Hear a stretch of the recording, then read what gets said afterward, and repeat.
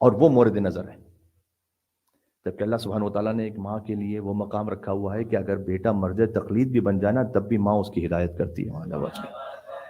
بیٹا مرجع تقلید بن چکا ہوں. آپ سے کہوں آیت اللہ شیخ مرتضی انصاری، اگر آپ اپنی فنگر ٹپس پہ گنیں، مثلا 10 نام گنے تاریخ تشیع کے سب سے بڑے مراجع کے، تو ان میں سے ایک حتمن شیخ مرتضی انصاری ہے. حتمن شیخ مرتضی انصاری جب دنیا سے گزر گئے تھے تو ان کے شاگرد، ان کے رفقا یہ کہتے تھے کہ شیخ مرتضی انصاری کا علم وہ وراثت میں ملا ملا حبیب اللہ رشدی کو، اور سیاست ملی مرزا شیرازی کو، اور جو شیخ کا تقویٰ تھا وہ کسی کے نصیب میں نہیں آیا. وہ شیخ اپنے ساتھ اپنا تقویٰ لے کر چلے گئے. ایسا تقویٰ ہے ہی نہیں کسی کا، یہ معروف تھا وہاں پر. تو شیخ مرتضی انصاری مرجع تشیع علی الاطلاق، ون اینڈ اونلی مرجع. ان کی والدہ ایک اور شہر میں رہتی تھی، دہفول، وہاں سے آئیں زیارت نجف اور ان سے ملنے کے لیے بھی. تو جب یہ آئیں تو نجف کی عورتوں کو یہ پتہ چلا کہ شیخ مرتضی انصاری کی والدہ ہیں. تو جب یہ حرم تشریف لے جاتی تھیں تو مستورات، کوئی ان کے ہاتھ چومتا تھا، کوئی ان کے چہرے کو چومتا تھا، کوئی ان کے لیے مثلا قدم بوسی کرتا تھا، اس طرح سے احترام کرتے تھے. یہ بہت ہی سادہ، باصفا دل کی پاک صاف خاتون. تو ایک دن انہوں نے شیخ مرتضی انصاری سے پوچھا کہ بیٹا میں جب بھی حرم جاتی ہوں تو یہ سب میرا ہاتھ چومتے ہیں، میرے چہرے کو چومتے ہیں، میری چادر کو چومتے ہیں، یہ کیوں ہے ایسا؟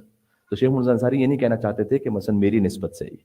تو انہوں نے کہا کہ چونکہ آپ ہمیشہ باوضو رہتی ہیں، آپ کا چہرہ اتنا نورانی ہے، تو آپ کو آ کے چومتے ہیں. تو کہا اے مرتضیٰ، یہاں تو بہت سے ایسے ہیں جو باوضو رہتے ہیں، فقط مجھے کیوں اس طرح سے چومتے ہیں؟ کہ چونکہ آپ اول وقت نماز پڑھتے ہیں، نماز شب کی بھی آپ پابند ہیں، اس لیے آپ کا یہ مستورات اتنا احترام کرتی. کہ یہ تو سب یہاں پر نجف میں تو کتنے لوگ نماز شب پڑھتے ہیں، تو ان کا تو کوئی ایسا احترام نہیں جیسے میرا خاص احترام کرتے. پھر شیخ مرتضی انصاری نے کہا کہ چونکہ آپ زائر امام علی علیہ السلام اور زائر امام حسین، اس لیے آپ کہتے. تو کہ یہاں تو ہر ایک زائر امام علی ہے. بالآخر شیخ مرتضی انصاری وہ آخر میں گویا مجبور ہو گئے یہ کہنے کے لیے کہ یہ میری وجہ سے آپ کا احترام کر. ماں نے دیکھا شیخ مرتضی انصاری کی طرف مرجع تقلید، کہا تو تم کون ہو؟ خبردار ہے مرتضی، اپنے آپ کو مرجعیت میں گم نہیں کر دینا یہاں پر آ کے کہ تم اپنے آپ کو کچھ سمجھنے لگو. یہاں خبردار جو تم نے گم کیا اپنے آپ کو کسی عہدے میں، کسی دنیا کے مقام میں، خبردار.